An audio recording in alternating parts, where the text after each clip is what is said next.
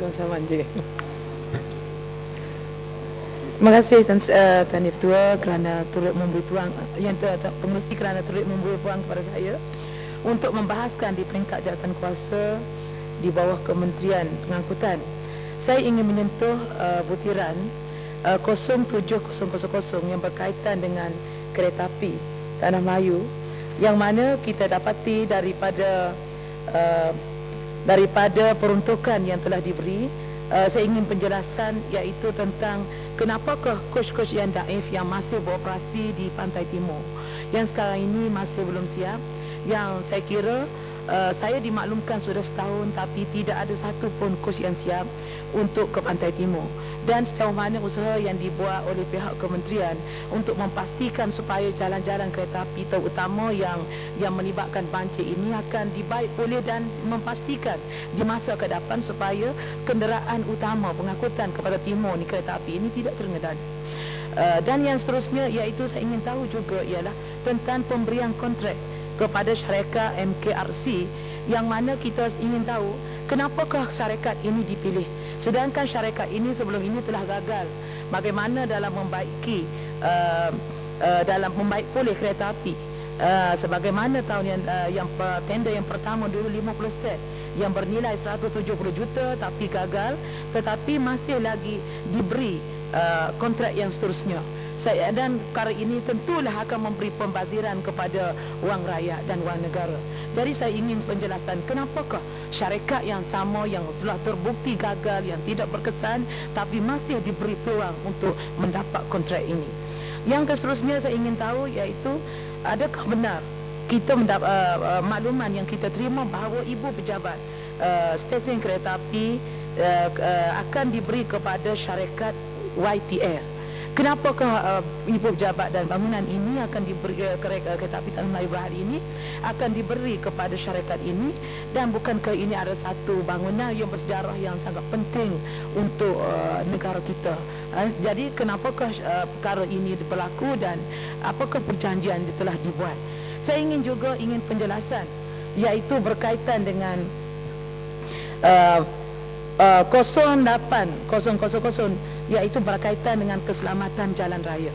Di musim perayaan kita semua tahu bagaimana banyak yang berlaku kes-kes kemalangan yang melibatkan kemalangan jalan raya.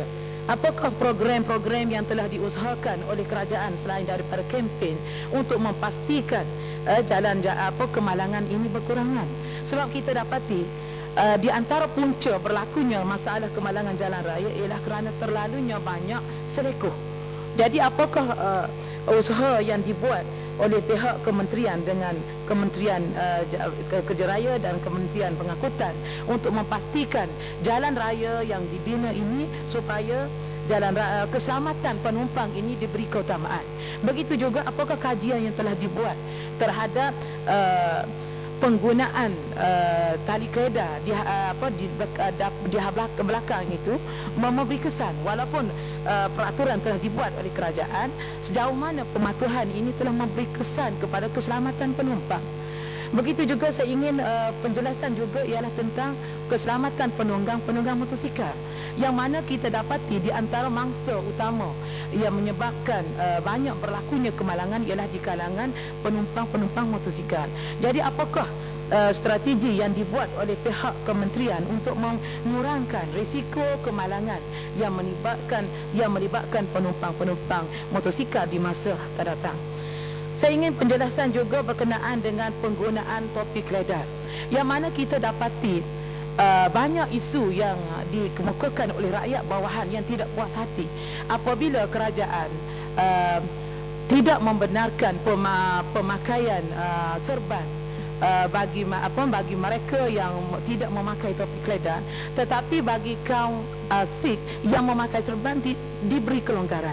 Jadi perkara ini banyak saya mendapat aduan daripada rakyat bagaimana mereka yang beragama Islam yang memakai serban tidak dibenarkan dan diambil tindakan, tetapi bagi orang penunggang yang beragama Sikh boleh tidak memakai serban mereka. Jadi kenapa perkara ini berlaku dalam undang-undang seolah ada double standard dalam undang-undang keselamatan jalan raya?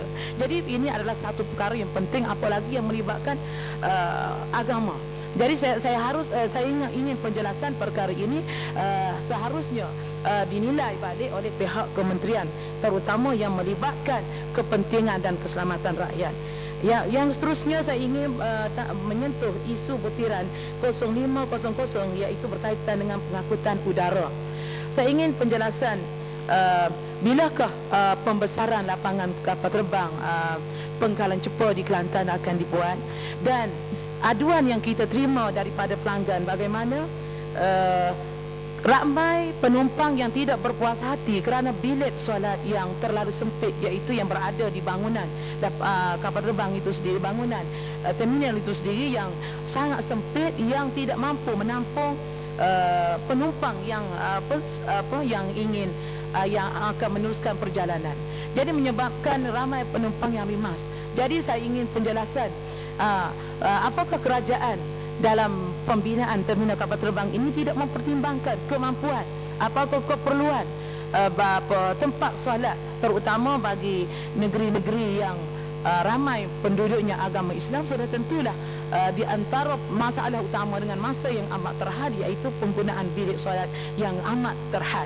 Jadi saya harapkan supaya perkara ini dipertimbangkan oleh pihak kementerian di masa akan datang, supaya kebajikan ataupun keperluan pelanggan ini, penumpang ini diambil perhatian. Begitu juga saya ingin penjelasan juga yang berkaitan di antara punca utama kenapa industri tidak begitu berkembang di negeri sebelah pantai timur, terutama di Kelantan, Terengganu dan sebagainya, ialah kerana jauh daripada stesen pelabuhan. Jadi kita ingin minta supaya kerajaan di masa akan datang memberi satu pertimbangan yang khusus. Tidak cukup dengan pelabuhan Kuantan ataupun pelabuhan Johor ataupun pelabuhan Kelang yang mungkin yang agak jauh, yang menyebabkan kos, terutama yang melibatkan hubungan di sebelah negara-negara yang sebelah timur, yang sudah tentulah pelabuhan di sebelah pantai Kelantan ini lebih dekat dan lebih murah. Jadi saya ingin minta jasa baik pihak kementerian supaya mempertimbangkan sebuah pelabuhan khas untuk negeri Kelantan di masa akan datang. Jadi sekadar itu dulu. Terima kasih Tuan Mengerusi.